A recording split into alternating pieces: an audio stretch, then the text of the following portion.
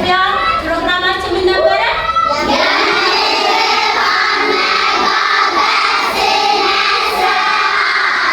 የምግብ አመጋገብ ስነ ስርዓት በእስልምና የሚል ፕሮግራም ነበረ። እሺ ምግብ ከመመገባችን በፊት ምን እናደርጋለን?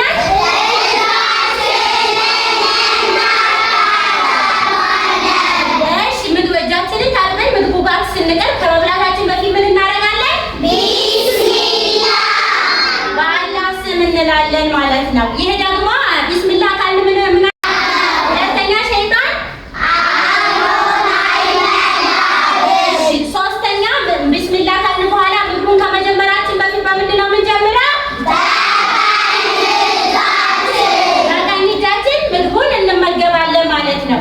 ምግቡን እየበላን ባለንበት ምግቡን ስንጀምር ከየትኛው ሳይድ ነው የምንበላው? ከራሳችን ፊት ለፊት የቀረበውን። እሺ አምስተኛ ምግቡን እየበላን እያለ ምን አናደርግም?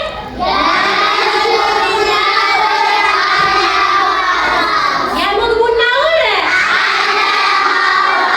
አይጣፍጥም። እንደዚህ አይልም ብሎ ምግቡን አለማነወር። እሺ ከዚያ በምግብና በመጠጥ ላይ